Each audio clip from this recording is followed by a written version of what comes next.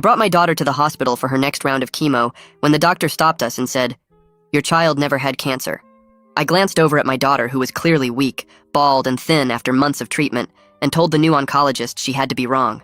She turned her computer screen toward me. No tumors, no cancer cells, nothing. Not in today's scans or any previous test from the last 6 months. I felt the floor drop out from under me. That's impossible, and look at her, she's dying. The doctor frowned at the files. Your original doctor is on leave and these records are incomplete, but there's never been a single cancer marker. What medications is she taking? My daughter spoke up in her small voice. Just vitamins. The doctor shook her head. Vitamins wouldn't cause this. Bring me everything she consumes. Food, drinks, supplements, everything. I'm running extensive toxicology panels. She scribbled her number on a piece of paper. Call me the second anything seems off. I left the hospital shaking as I looked at my little girl. If she doesn't have cancer, why was my daughter dying?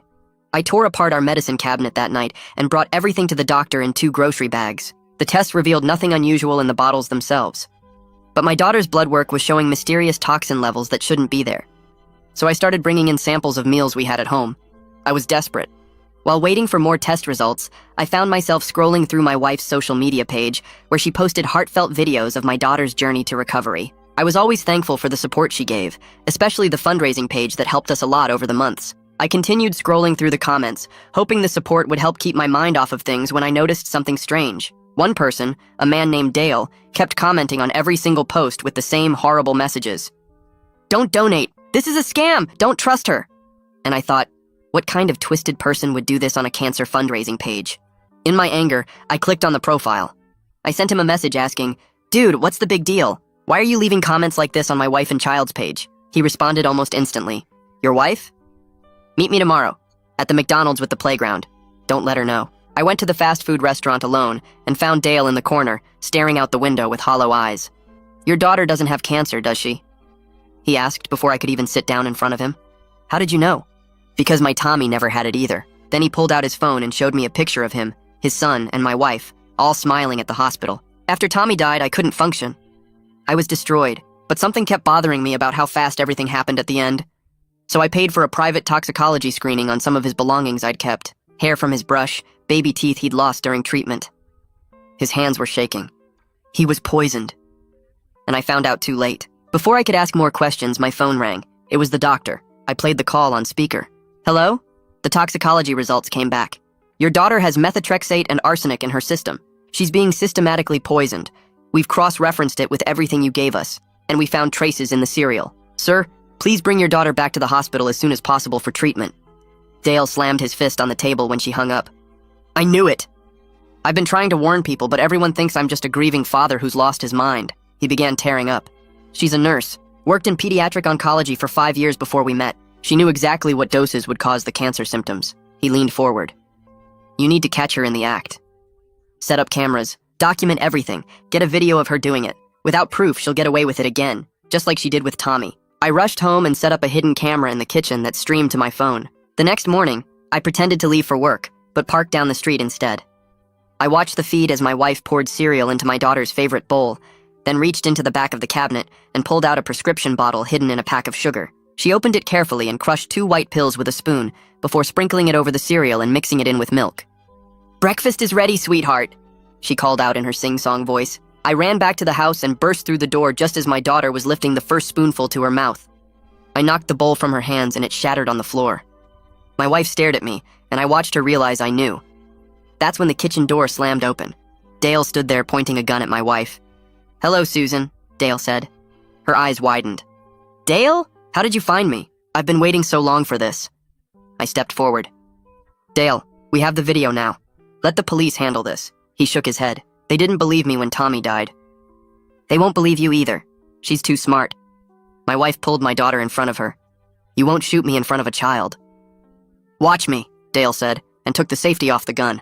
I threw myself at Dale from the side just as his finger started squeezing the trigger. The gun went off with a crack that made my ears ring, and I felt the heat of it pass near my head. Susan screamed and yanked my daughter behind the kitchen island, while Dale and I hit the floor hard. We rolled across the broken cereal bowl and I grabbed his wrist, trying to force the gun away from everyone. He was stronger than he looked, and we both grunted as we struggled, knocking over a chair that crashed against the counter. My daughter was crying, so hard behind the island that I could hear her gasping for breath between sobs.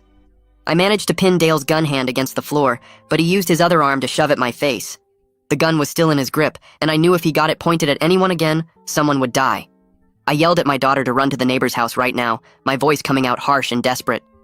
She peeked around the edge of the island, her face wet with tears and her whole body shaking. For one awful second, she just stared at me and Dale wrestling on the floor, and I thought she was too scared to move. Then she bolted for the back door, her small feet slapping against the tile. I heard the door bang open and her sneakers pounding across the wooden deck and then the grass. Dale tried to twist under me to look where she went, and I used that moment to slam his hand against the floor again. The gun skittered away toward the refrigerator, and we both lunged for it at the same time. That's when I heard the sirens, faint at first, but getting louder fast, that rising and falling wail that meant police were coming. Dale heard them too, and his eyes went wide. I realized my phone must still be in my pocket from when I called 911 earlier, and it had stayed connected this whole time. They heard everything, the gun going off, the screaming, all of it. Dale stopped fighting and just lay there, breathing hard, staring at the ceiling where the bullet had punched a hole through the drywall. I scrambled away from him and grabbed the gun off the floor, holding it carefully by the grip even though my hands were shaking, so bad I could barely keep my fingers steady. Susan was still behind the island, and I could hear her crying too, making these high-pitched sounds like an animal caught in a trap. The sirens got so loud they had to be right outside, and then they cut off suddenly. Car doors slammed and I heard boots running up the front walkway. The front door exploded inward, and police officers flooded into the house with their guns drawn, yelling commands so fast I couldn't process them all. I dropped Dale's gun immediately and put my hands up, shouting that I lived here and the gun wasn't mine. Dale already had his hands in the air and he wasn't moving at all, just kneeling on the floor with his head down. The officers kept yelling at both of us to get on the ground, and I did, pressing my face against the cold tile that still had milk and cereal stuck to it. My heart was hammering so hard I thought I might pass out, and I kept trying to tell them about my daughter, that she ran next door, that someone needed to check on her. An officer grabbed my arms and pulled them behind my back, but he was gentler than I expected. He helped me up to my knees while two other officers moved in on Dale with handcuffs. Another officer circled around the kitchen island toward Susan, his gun still pointed at her. I was shaking so badly I could barely stand even with the officer holding my arm. I kept asking if someone checked on my daughter next door, saying it over and over because I couldn't think about anything else. The officer holding me said something into his radio and then told me my daughter was okay. A female officer came through the back door a minute later and confirmed that my daughter was safe with the neighbors and a paramedic was checking her over right now. I felt my knees go weak with relief and the officer had to hold me up. Susan was handcuffed now and she was crying and talking fast, saying this was all a big misunderstanding. She kept saying Dale was crazy and broke into our house, that she didn't do anything wrong. Her voice had that same sweet tone she used when talking to our daughter, and it made me feel sick. The officers weren't listening to her explanations, and they moved her toward the front door still talking. More police kept arriving, and the house filled with people in uniforms, some taking pictures of the bullet hole in the ceiling and the broken bowl on the floor. Within 15 minutes, a detective showed up and took control of everything. He was calm and moved with this careful way, like he had all the time in the world, even though the house was full of chaos. Someone told me his name was Detective Dexter Townsend, and he asked me to show him the video evidence on my phone. Crime scene techs were photographing everything and putting little yellow markers next to the gun in the cereal box. I pulled out my phone and my hands were still shaking so bad I almost dropped it twice trying to unlock it. I found the video file and played it for Dexter, holding the phone between us. He watched Susan pour the cereal, reach into the cabinet, pull out the hidden prescription bottle, crush the pills, sprinkle them over the cereal, and mix it all in with milk. His jaw got tight as he watched, and when it finished, he asked me to play it again. The second time through, he leaned in closer, and I could see his eyes tracking every movement Susan made. When it ended, he had a tech come over immediately and download the video file. They bagged my phone as evidence and gave me a receipt for it. Dexter walked me into the living room while they took Susan out to a squad car. I could see her through the front window, still crying and talking to the officers, even though they weren't responding. Dexter sat down across from me and asked me to tell him everything from the beginning. I started with the hospital appointment where the new doctor told me my daughter never had cancer. The words came out in a rush and I kept jumping around in the timeline, but Dexter just nodded and took notes and asked questions that helped me organize my thoughts. I told him about finding Dale's comments on Susan's social media, meeting him at McDonald's, learning about Tommy, the doctor calling with the toxicology results, setting up the hidden camera. Dexter wrote it all down and recorded the whole thing on a small device he set on the coffee table between us. When I got to the part about this morning and watching the video feed of Susan poisoning the cereal, his pen stopped moving, and he just looked at me for a long moment. I finished by describing how I ran back into the house and knocked the bowl away just before my daughter could eat it, and then Dale burst in with the gun. Dexter asked specific questions about Susan's nursing background and whether she had access to medications at work. I told him everything I knew, which wasn't much because she didn't talk about work very often. Through the window, I watched them put Dale in a different police car, and he wasn't fighting or resisting at all. Dexter saw me looking and told me Dale was arrested, but it was protective custody for now since he brought a gun and made threats. He said Dale would probably face charges for the weapon, but they understood why he did it. I watched Dale sit in the back of the car with his head down and his shoulders slumped. Dexter said Dale wasn't resisting and actually looked relieved as they led him away, like he had been carrying something heavy for way too long and finally got to put it down. An officer finally tells me I can go next door to check on my daughter, and I practically run out the front door and across the lawn. Mrs. Chen answers before I can even knock, and my daughter appears behind her and rushes into my arms, sobbing. I drop to my knees and hold her tight while she cries into my shoulder and her whole body shakes against me. Mrs. Chen is an older woman who lives alone, and she looks pretty shaken up herself with her hands trembling as she asks if we're all okay.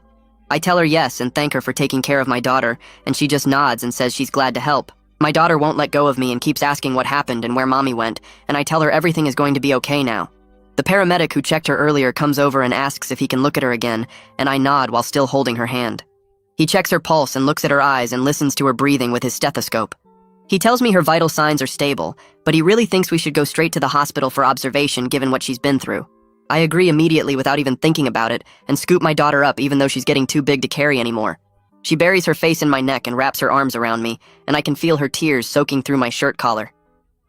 Mrs. Chen walks us to my car and helps me get my daughter buckled into the back seat and tells me to call her if we need anything at all. I drive to the hospital emergency room with my daughter asking questions the whole way about why we have to go back and if she's going to get more shots. I try to keep my voice calm and tell her the doctors just want to make sure she's feeling better and that they're going to help her. When we get to the emergency room, Dr. Sanford is already waiting for us at the entrance like he knew we were coming. He leads us straight back to a private room and immediately starts getting an IV ready while a nurse brings in bags of clear fluids. He explains they need to flush the toxins out of her system and start medications to fight the methotrexate and arsenic damage as quickly as possible. My daughter starts crying when she sees the needles and IV equipment and tries to hide behind me. She's terrified of all the needles and monitors after months of thinking she had cancer and going through so many tests. She keeps asking where mommy is and why this is happening, and I don't know what to tell her yet. I can't just say that her mother was poisoning her because she's only 7 years old, and how do you explain something like that to a child? So I just hold her hand tight and promise she's going to feel better soon and that the doctors are going to take good care of her. Dr. Sanford is patient and gentle as he gets the IV started, and my daughter squeezes my hand so hard it hurts, but I don't pull away. The nurse hooks up the monitors and my daughter flinches every time one of them beeps or makes a sound. A woman in professional clothes comes into the room and introduces herself as Catherine Bishop from the hospital social work department. She asks if she can speak with me privately for a moment, and I look at my daughter who is finally starting to calm down a little. Catherine pulls me aside just outside the room where I can still see my daughter through the window. She explains that CPS has been notified about the situation and will be involved going forward. Her voice is gentle but firm when she tells me this is standard procedure when a child has been deliberately harmed by a parent. I feel my stomach drop because I know this means more interviews and investigations and people questioning everything. Catherine must see the look on my face because she quickly adds that this is to protect my daughter and make sure she's safe. She says a caseworker will come by tomorrow to talk to both of us and assess the situation. I nod and tell her I understand even though my head is spinning with everything that's happening. Back in the room, a nurse hands me a clipboard with consent forms for emergency treatment, and I try to focus on reading them. The words blur together as I try to process everything that just happened in the last 2 hours. My hands are shaking so badly that when I try to sign my name, it looks like a child's scribble all crooked and messy. Catherine notices and comes over to steady the clipboard for me so I can finish signing. She takes the forms and tells me she'll be checking in regularly and to let her know if we need anything. My daughter is lying in the hospital bed now with the IV in her arm, and she looks so small and scared. I pull a chair right up next to her bed and hold her other hand and tell her I'm not going anywhere. That evening, Detective Dexter comes back to the hospital to take a formal statement from me. He's carrying evidence bags, and I can see the cereal box and the prescription bottle inside them through the clear plastic. He found them in our kitchen cabinet exactly where Susan kept them hidden behind the sugar. Dexter sets up a small recording device on the table and asks me to start from the beginning and tell him everything. I walk him through the entire timeline, starting with the new oncologist's appointment, where she told me my daughter never had cancer. The words come out in a rush and I keep jumping around in the story, but Dexter just nods and takes notes. He asks me to slow down and go through it step by step, so I back up and start over. I tell him about the toxicology results and meeting Dale at McDonald's and learning about Tommy. I describe setting up the hidden camera and watching the video feed this morning of Susan crushing pills into the cereal. Dexter records everything and asks detailed questions about Susan's nursing background and whether she had access to medications at work. I tell him she worked in pediatric oncology for 5 years before we met, and that she knew exactly what drugs would cause cancer symptoms. He writes that down and asks more questions about how long the symptoms had been going on and what doctors we saw. When I finish, Dexter tells me Susan is being held without bail on attempted murder charges. The words hit me hard, even though I knew this was coming. He says Dale is in custody on weapons charges, but he's cooperating fully with the investigation. Dexter explains that the DA will want to meet with me tomorrow to discuss the case and what comes next. He says they have strong evidence with the video and the physical evidence and Dale's testimony about Tommy. I ask him what happens now, and he tells me to focus on my daughter's recovery and that they'll handle the legal side. Before he leaves, he gives me his card again and tells me to call him directly if I remember anything else or if anything seems off. That night, I try to sleep in the chair next to my daughter's hospital bed, but I keep jerking awake every time a monitor beeps. My daughter is restless and feverish from the treatment and keeps moving around under the blankets. I get up every few minutes to check on her and make sure she's still breathing. The nurses come in regularly to check her vital signs and adjust the IV, and each time they do, my daughter wakes up confused and scared. Around 3 in the morning, she finally falls into a deeper sleep, and I watch her chest rise and fall in the dim light from the monitors. I can't stop thinking about how close we came to losing her and how I didn't see what Susan was doing right in front of me for months. The morning sun wakes me up through the hospital room blinds, and I realize I slept maybe 2 hours total. A woman in a gray suit knocks on the door frame and introduces herself as Priscilla Robertson from Child Protective Services. She pulls a chair next to mine and sets a folder on her lap while explaining she needs to interview me about what happened and make sure my daughter will be safe going forward. I nod, and she starts asking questions about our home life and Susan's behavior and how long the symptoms had been going on. I answer everything as honestly as I can and pull up the video on my phone showing Susan crushing pills into the cereal. Priscilla watches it twice and takes notes in her folder. She tells me she'll need to interview my daughter separately when she's feeling better, and my stomach twists into knots at the thought of strangers questioning her about this. Priscilla must see my face because she assures me a child psychologist will be present, and they'll be gentle. She closes her folder and says she'll be back tomorrow to check on us before leaving the room. Around noon, a hospital worker brings me to a small conference room where Assistant District Attorney Celia Sharma is waiting with files spread across the table. She's younger than I expected with sharp eyes, and she gets right to business laying out all the evidence they have so far. She explains that Susan's nursing background actually strengthens their case because it proves she knew exactly what she was doing and planned it carefully. Celia asks if I knew about Dale and his son Tommy before all this happened. I explain how I found Dale through the angry comments he kept leaving on Susan's fundraising page and how we met at McDonald's where he told me about Tommy being poisoned too. Celia writes this down and says Dale's case will help establish a pattern that makes Susan's actions even worse in the eyes of the law. She tells me the trial won't happen for several months, but they have enough evidence to keep Susan locked up without bail. After the meeting, I go back to my daughter's room where Dr. Sanford is checking her monitors. He tells me the treatment is working and her toxin levels are dropping, but she'll need to stay in the hospital for at least a week, maybe longer. Her liver and kidney functions took a beating from months of poison, and they need to watch her closely to make sure there's no permanent damage. I thank him, and he pats my shoulder before leaving. I step into the hallway to call my boss and explain I won't be coming back to work for a while. He's understanding and tells me to take all the time I need, but I can hear the concern in his voice about how long I'll be gone. Money was already tight before all this, and now I have no idea how we'll pay the medical bills that keep piling up. I hang up and go back into the room where my daughter is starting to wake up. She looks around confused and asks where Mommy is. My chest feels heavy as I sit on the edge of her bed and try to figure out how to tell a child that her mother was slowly killing her. I explain as gently as I can that Mommy was making her sick, and that's why she has to stay in the hospital to get better. She stares at me with wide eyes full of confusion and something that looks like betrayal. She shakes her head and says, Mommy takes care of her and loves her and would never hurt her. I don't push it or argue because I know this is too much for her to understand right now. I just hold her while she cries and rocks back and forth asking for her mommy over and over.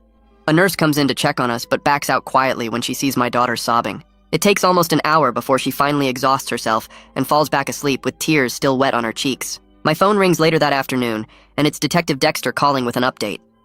He tells me they executed a search warrant on our house this morning and found more evidence that makes him sick to his stomach. Susan kept a journal hidden in the bedroom closet where she documented every symptom my daughter showed and how she adjusted the poison doses based on the results. They also found a second stash of medications hidden inside a box of tampons in the bathroom cabinet. Dexter's voice sounds disgusted as he describes reading Susan's notes about calculating the perfect amount to keep my daughter sick, but not kill her outright. He says they've sent everything to the forensic toxicologist for analysis, and he'll call me when they have more information. I thank him and hang up feeling nauseous at the thought of Susan writing down her plans like some kind of sick experiment. The next day, Dexter calls again to tell me the toxicologist Lucius Pendleton finished examining all the evidence. Lucius confirmed that the dosing pattern matches classic Munchausen by proxy, where a caregiver makes someone sick to get attention and sympathy. He found that Susan knew exactly what she was doing and carefully calibrated the poisoning to mimic cancer symptoms without killing my daughter too quickly. Lucius will testify at trial about how Susan used her medical knowledge to cause maximum suffering while maintaining plausible deniability for months. Dexter says this evidence combined with the video and Dale's testimony about Tommy makes their case extremely strong. I sit in the hospital chair after the call ends and watch my daughter sleep peacefully for the first time in months, and I can't stop thinking about how close we came to losing her forever. I sit in the hospital chair after the call ends and watch my daughter sleep peacefully for the first time in months, and I can't stop thinking about how close we came to losing her forever. 2 days later, my phone rings while I'm helping my daughter eat lunch in her hospital room. It's Dexter calling to tell me that someone from Dale's attorney's office wants to pass along a message. Dale wants to apologize for bringing the gun and putting my daughter in danger during the confrontation. I grip the phone harder and tell Dexter I'm not ready to talk to Dale yet because I'm still angry about how close he came to making everything worse. What if the gun had gone off differently? What if my daughter had been hit? What if everything had ended right there in our kitchen? Dexter says he understands and will let the attorney know, then asks how my daughter is doing. I tell him she's eating better today and the doctors are pleased with her progress. After we hang up, I look at my daughter picking at her mashed potatoes and realize I need to focus on her recovery instead of my anger at Dale. The next afternoon, Priscilla returns with a woman she introduces as Autumn Townsend, a child psychologist who works with CPS on cases involving trauma. Autumn has kind eyes and a gentle voice as she explains she needs to interview my daughter privately to assess her mental state and understanding of what happened. I don't want to leave my daughter alone, but Priscilla assures me this is standard procedure and necessary for the case. A nurse leads me to a waiting area down the hall where I pace back and forth, checking my watch every few minutes. The interview takes over an hour, and I wear a path in the linoleum floor, walking from one end of the hallway to the other. Other families pass by giving me sympathetic looks, but I barely notice them because all I can think about is what my daughter is telling Autumn and whether she's scared or confused or blaming herself somehow. Finally, the door opens and Autumn emerges looking serious and tired. She asks if we can speak privately and leads me to a small consultation room with a table and 2 chairs. Autumn sits across from me and folds her hands on the table before explaining that my daughter is showing signs of trauma bonding with Susan. She says children who are abused by their primary caregiver often struggle to understand that the person who hurt them is the same person they love and depend on. My daughter will need extensive therapy to process what happened and rebuild her sense of safety in the world. Autumn recommends weekly sessions for at least 6 months and possibly longer, depending on how my daughter responds to treatment. I ask if my daughter will be okay eventually, and Autumn says most children can recover with proper support, but the journey will take time and patience. Later that week, Catherine finds me in the hospital cafeteria, staring at a cup of coffee I haven't touched. She sits down across from me and pulls out a folder full of paperwork, explaining that she wants to help me apply for emergency financial assistance and crime victim compensation. The medical bills are already piling up, and I have no idea how I'm going to pay for everything on top of regular expenses. Catherine walks me through each form patiently, showing me where to sign and what documentation I need to provide. She assures me there are resources available for families in situations like ours, and that I shouldn't hesitate to ask for help. I'm overwhelmed by all the forms and legal language, but I fill them out as best I can while Catherine explains what each section means. She says the hospital has a financial assistance program that can help cover some of the costs, and the Victim Compensation Fund should provide additional support once the criminal case is resolved. That evening, my phone rings with a number I don't recognize from out of state. I answer and hear Susan's mother on the other end, her voice shaking as she tells me she just found out about the arrest. She says there must be some mistake because her daughter would never hurt anyone, especially not her own child. I feel my jaw clench as I tell her about the video evidence showing Susan poisoning the cereal and the toxicology reports confirming months of systematic poisoning. Susan's mother starts making excuses, saying maybe Susan was confused or didn't understand what she was doing. Maybe the medications got mixed up somehow. I can't listen to any more of her denial, and I tell her the facts are clear before hanging up. My hands are shaking with anger because I can't handle hearing someone defend Susan when my daughter almost died because of her actions. 3 weeks later, Celia calls with news from the grand jury proceedings. She sounds pleased as she tells me they indicted Susan on multiple counts, including attempted murder, child abuse, and fraud related to the fundraising page. The trial is set for 4 months out, which gives us time to prepare all the evidence and witness testimony. Celia explains that the delay also allows my daughter more time to heal before we have to put her through the stress of trial proceedings. Part of me wants this over with immediately, but another part is relieved we have time to build the strongest possible case. Celia assures me the evidence is solid, and she's confident about getting a conviction, but the waiting feels unbearable when I just want Susan held accountable for what she did. Over the next week, my daughter's condition slowly improves in ways that seem almost miraculous after months of decline. Her color returns to her cheeks and her appetite comes back stronger each day. She asks for seconds at meals and actually finishes her plates instead of pushing food around. Dr. Sanford examines her during morning rounds and tells me he's cautiously optimistic about her progress. He warns that she'll need regular monitoring for possible long-term effects on her liver and kidneys from the prolonged poisoning. The damage might not show up for years and we'll need to stay vigilant about her health going forward. But seeing her sit up in bed coloring and actually smiling makes me feel hopeful for the first time since this nightmare began. A few days later, Dexter stops by the hospital with an envelope he says is from Dale. I take it reluctantly and wait until Dexter leaves before opening it. Inside is a handwritten letter where Dale apologizes for his actions and explains his grief over Tommy. He writes that he should have gone to police with his suspicions years ago, instead of just posting warnings online that no one believed. He says he got desperate and angry watching Susan get away with killing his son, and he couldn't let it happen again. The letter is raw and painful to read because I can feel his anguish in every word. Dale admits bringing the gun was wrong, and he's grateful no one got hurt because of his actions. He says he hopes my daughter recovers fully, and that I can forgive him someday for putting her in danger. I sit with the letter for 2 days before finally writing back. I tell Dale I'm not ready to forgive him for bringing the gun into my house and threatening violence in front of my daughter. But I acknowledge that he tried to warn people when no one else would listen, and his warnings ultimately helped me see the truth before it was too late. I write about my daughter's progress and how she's gaining weight and strength back each day. I thank him for helping me understand what Susan was doing, even though his methods were dangerous and wrong. I don't know if we'll ever be friends, but I recognize that he suffered a terrible loss and tried to prevent the same thing from happening to my family. I give the letter to Dexter to deliver and hope it brings Dale some small measure of peace. The following week, Priscilla completes her assessment and schedules a meeting to discuss her recommendations. She sits across from me in a conference room at the hospital and reviews her findings. Priscilla says she's recommending that I retain full custody with supervised visitation requirements if Susan is ever released from prison. She explains that I've demonstrated my ability to protect my daughter and respond appropriately to the crisis. Priscilla is confident in my parenting, but wants regular check-ins over the next year to monitor our situation and make sure my daughter continues to receive proper care and therapy.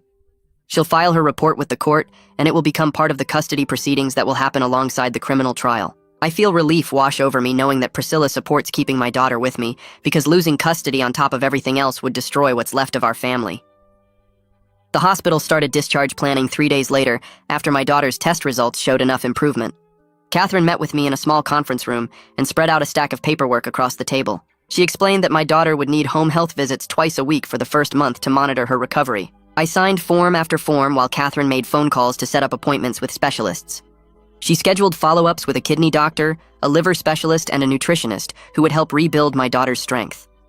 The appointments filled up the next 2 months on a calendar Catherine printed out for me. She highlighted each one in different colors and explained what tests would happen at each visit. I felt overwhelmed looking at all those colored boxes, but nodded and took notes on everything she said. Catherine also gave me emergency numbers and told me to call immediately if my daughter showed any signs of getting worse. Before we could leave the hospital, Autumn stopped by the room with a folder full of papers. She sat down on the edge of my daughter's bed and talked to me about what came next. Autumn explained that my daughter would need ongoing therapy to process what happened and that trauma shows up in different ways for kids. She gave me a list of warning signs to watch for, like nightmares, changes in eating, being scared of certain places or people, and acting younger than her age. Autumn recommended weekly therapy sessions and said my daughter should see someone who worked specifically with kids who went through medical trauma. She also suggested I get counseling for myself because watching your child almost die leaves marks too. I promised I would look into it, but honestly, I was just focused on getting my daughter home and keeping her safe. Catherine came back with discharge instructions and helped us pack up the few things we had in the room. My daughter was quiet as we walked out to the car, holding tight to my hand. The drive home felt strange after spending so much time at the hospital. When we pulled into the driveway, I noticed the front door looked normal, but my hands shook putting the key in the lock. Inside, everything was clean. Too clean. The crime scene people had removed all the broken glass and wiped down the kitchen. But when I looked up, I could see the bullet hole in the ceiling right above where Dale had been standing. My daughter saw it too and stopped walking. I tried to block her view, but she had already seen it and her face went pale. I told her we didn't have to stay here long and started thinking about how fast I could find us a new place. This house had too many bad memories now. Every room reminded me of what Susan did and how close we came to losing everything. I decided right then that we needed to move as soon as possible. My daughter followed me from room to room as I checked to make sure everything was okay. She wouldn't let me out of her sight, not even for a second. When I went to the bathroom, she stood outside the door. When I went to get something from my bedroom, she came with me. At dinner time, I made simple pasta, but she stared at her plate without eating. She asked if the food was safe, and I realized she was scared I might poison her too. I had to show her every ingredient, let her watch me open each package, and let her see me cook everything. Even then, she only ate a few bites. The next morning, Dexter called while I was making breakfast. He told me that Susan's old employer at the pediatric ward finally got back to him with information. They confirmed Susan was asked to resign 3 years ago after concerns came up about her behavior with patients. Dexter said the hospital wouldn't give him details at first, but eventually admitted there were complaints from other nurses about Susan spending too much time with certain sick kids. Nothing was formally documented or reported to any authorities. They just let her quietly leave. I felt anger burn through me as Dexter talked. The hospital let her walk away instead of investigating what she was doing. If they had looked into it, they might have figured out what happened to Tommy. They might have stopped her before she got to my daughter. Dexter said they were looking into whether the hospital could be held responsible, but his main focus was building the criminal case against Susan. He told me not to contact the hospital directly because it could mess up the investigation. A week later, Celia called and asked me to come to her office to prepare for trial. I left my daughter with Mrs. Chen next door and drove downtown. Celia's office was small and packed with file boxes. She cleared off a chair for me and explained that I would need to testify about everything I witnessed and discovered. We spent 3 hours going over my testimony. Celia asked me questions and I practiced answering them. She coached me on how to stay calm and stick to the facts when I was on the witness stand. She warned me that Susan's lawyer would try to make me seem unreliable or confused. We practiced over and over until I could tell the story without getting too emotional. Celia said the video evidence was strong, but my testimony would help the jury understand the full picture of what Susan did. That same week, Dexter stopped by to tell me Dale had accepted a plea deal. Dale got probation and mandatory counseling in exchange for testifying against Susan. Dexter said Dale was sorry about bringing the gun and had been helping them build the case. Dale gave them details about Tommy's case that showed a clear pattern in how Susan operated. The information Dale provided made the evidence against Susan even stronger. I still felt conflicted about Dale, but I understood he was trying to make things right. 2 weeks after coming home from the hospital, my daughter had her first therapy appointment with Autumn. I drove her to the office and sat in the waiting room feeling nervous. The session lasted almost an hour, and I kept checking my watch. When the door finally opened, my daughter came out looking tired but okay. Autumn walked her to me and gave me a small nod that seemed encouraging. She scheduled another appointment for the following week. On the drive home, my daughter was quiet, but she held my hand. Meanwhile, medical bills started arriving in the mail. Thick envelopes came every few days with charges for emergency treatment, hospital stays, tests, and medications. I used up all my sick leave and vacation time from work. The fundraising money Susan collected was frozen as evidence, so I couldn't access it to pay anything. I had to apply for public assistance just to keep us going. I filled out forms for food stamps and medical payment plans. The financial stress added to everything else we were dealing with. I lay awake at night doing math in my head, trying to figure out how we would make it through the next few months. Weeks later, Celia called to tell me the trial date was set for 2 months out, and I needed to be ready. The next few weeks passed in a blur of preparation and anxiety.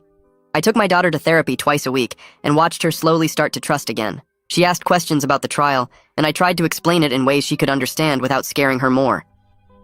The day the trial started, I dropped her off at Mrs. Chen's house and drove to the courthouse with my hands shaking on the wheel. The courtroom was smaller than I expected and filled with people I didn't know. I sat behind Celia at the prosecutor's table and tried to breathe normally. The jury selection took 2 days, and then the trial actually began. Celia presented the video evidence first, and the courtroom went silent as everyone watched Susan crush those pills and mix them into the cereal. Several jurors looked sick. Then came the medical testimony about the poisoning and what it did to my daughter's body. Dr. Sanford explained the organ damage and the months of unnecessary suffering. I had to leave the courtroom twice because I couldn't handle hearing the details again. On the third day, Dale took the stand. He wore a suit that looked too big on him, and his hands trembled as he was sworn in. Celia asked him about Tommy, and Dale's voice cracked as he described his son's final days. He talked about the hair loss and weakness, and how Tommy had begged him to make the pain stop. The jury looked horrified. Dale explained how he discovered the poisoning too late, and how he tried to warn people about Susan, but nobody believed him. Then Lucius took the stand and walked the jury through the toxicology evidence. He used charts and diagrams to show how Susan used her medical knowledge to cause maximum suffering while keeping everything looking like cancer symptoms. He explained that the dosing pattern showed careful planning and that Susan knew exactly what she was doing. The jury members were taking notes and several looked angry. On the fourth day, Susan took the stand against Fletcher's advice. I could see him trying to stop her, but she insisted.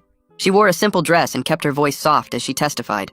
She claimed she only wanted to help her daughter and things got out of control. She said she didn't mean for it to go so far. But her testimony came across cold and calculated. She showed no real emotion and kept making excuses. I watched the jury and could see they weren't buying it. One woman in the front row was shaking her head. When Celia cross-examined Susan, she tore apart every excuse. Susan got defensive and her mask slipped. By the end, everyone could see through her act. The jury got the case after closing arguments, and I went home to wait. 6 hours later, Celia called and told me to get back to the courthouse. The jury had reached a verdict. I drove back with my stomach in knots. We all stood as the jury filed back in. The forewoman handed the verdict forms to the judge. He read each count out loud. Guilty on attempted murder. Guilty on child abuse. Guilty on fraud. Guilty on all counts. Susan showed no emotion at all as the verdicts were read. She just sat there staring straight ahead like none of it mattered. But I felt something lift from my chest. She would be held accountable. Fletcher asked for bail pending sentencing, but the judge denied it. Susan was led away in handcuffs, and I finally let myself breathe. 3 weeks later, we were back for sentencing. Celia had me prepare a victim impact statement. I stood at the podium and read from my notes about how the poisoning affected my daughter's physical and mental health. I described the hospital stays and the fear and the nightmares she still has. I talked about how she flinches when I hand her food and asks if it's safe to eat. My voice shook, but I got through it. The judge listened carefully and took notes. Then he announced the sentence. 25 years in prison with mandatory mental health treatment. Permanent loss of nursing license. No contact with my daughter ever. Susan still showed no reaction. She was led away, and I knew it was finally over. After the sentencing, I picked up my daughter from Mrs. Chen's and we drove to the park. We sat on the swings together and she asked if we were safe now. I promised her we were. I told her Mommy couldn't hurt her anymore and I would always protect her. She held my hand and we swung together in silence. 6 months after the poisoning stopped, my daughter's hair started growing back in soft curls. She gained weight and her color returned. The doctor said her organs were healing well. She still had nightmares sometimes and needed routines that made her feel secure. But Autumn said she was making remarkable progress. She was learning to be a kid again. I got promoted at work with a raise that helped us get back on our feet. My boss had been incredibly supportive through everything. The crime victim compensation covered most of the medical bills. We were building a new normal that felt genuinely hopeful. My daughter and I created new traditions in our apartment. Friday movie nights where she picked the film. Sunday morning pancakes where she helped me cook. Bedtime stories where she was always the hero who saved the day. She was learning to trust again. Watching her laugh and play like a normal kid filled me with gratitude that we caught this in time and she had her whole life ahead of her.